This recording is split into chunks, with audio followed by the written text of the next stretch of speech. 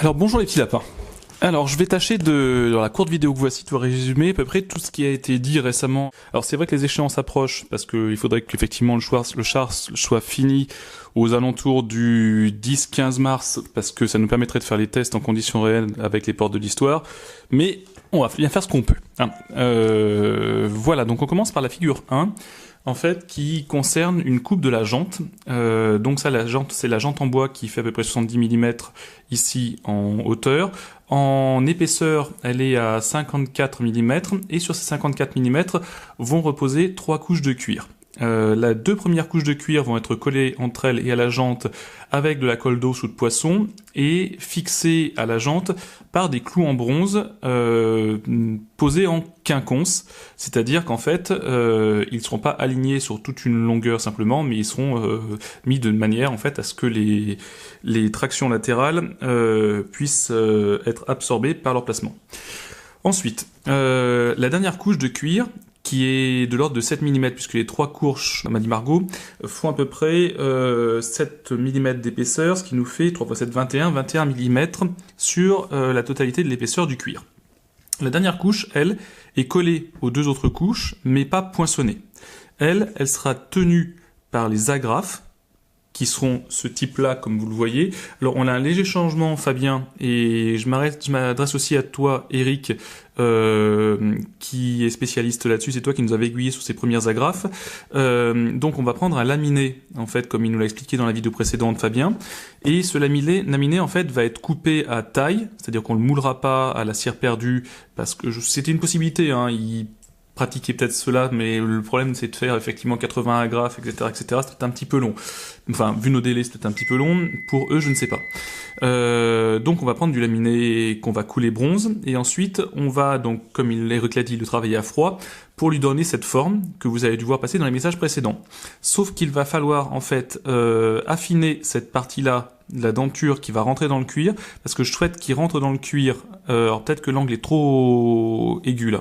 Il faudrait qu'il rentre dans le cuir au niveau de la première couche, c'est-à-dire la couche superficielle, et ensuite qu'il prenne aussi en sandwich la deuxième couche, c'est-à-dire quelque chose comme ça en fait, histoire d'être bien sûr d'avoir les 2 premières couches et que la première tienne aussi. Ça va nous permettre effectivement de maintenir la grande couche supérieure, et si jamais elle part avec le temps, on pourra la changer, parce qu'il suffira de désenclencher les agrafes. Logiquement, c'est ce qu'on se dit, puisque de toute manière, à l'époque, c'était des choses qui changeaient.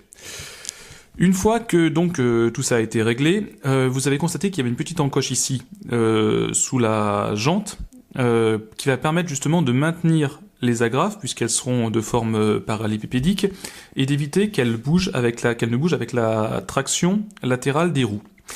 À propos de cette traction-là, Fabien, tu nous as proposé effectivement des jeux d'agrafes en réduisant le nombre d'agrafes par quart de rond, je suis d'accord. Je pense qu'entre 7 et 10, on est pas mal. 10, ça me paraît un bon nombre, sincèrement. Alors, pour choisir l'épaisseur de métal, là-dessus, je me réfère à toi, Eric, ou Florian Barou, qui est le coutelier. Parce que je voudrais qu'en fait, le métal puisse bien prendre dans le cuir, mais n'arrive pas non plus à totalement couper le cuir avec les jeux de roulement. Il me faudrait donc que tu me changes les plans sur SolidWorks et que tu me rapproches les agrafes des rayons.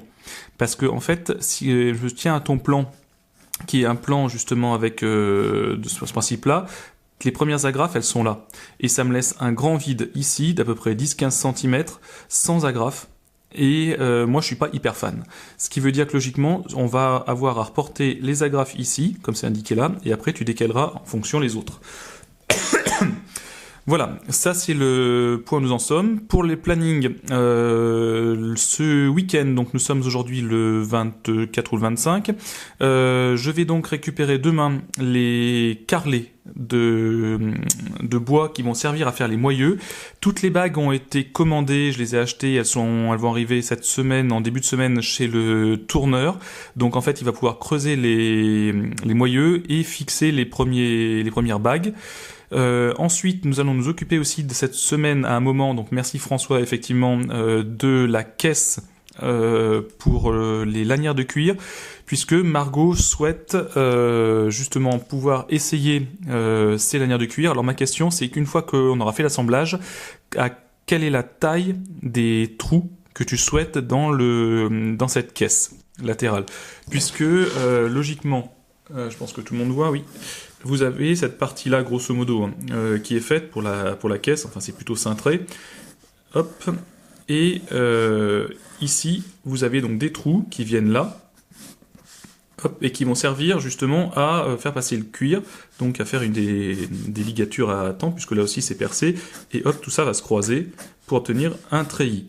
Et donc, la question c'est quel diamètre le trou ici? Donc voilà, c'est les principaux points. Pour ce qui est du joug, on avait pensé un temps à le faire à l'osier, à le cintrer à l'osier avec la Société de Rotin, qui avait déjà œuvré pour la reconstitution du char celte des portes de l'histoire. Mais en fait, les portes de l'histoire m'ont signifié que ça risquait d'être trop fragile.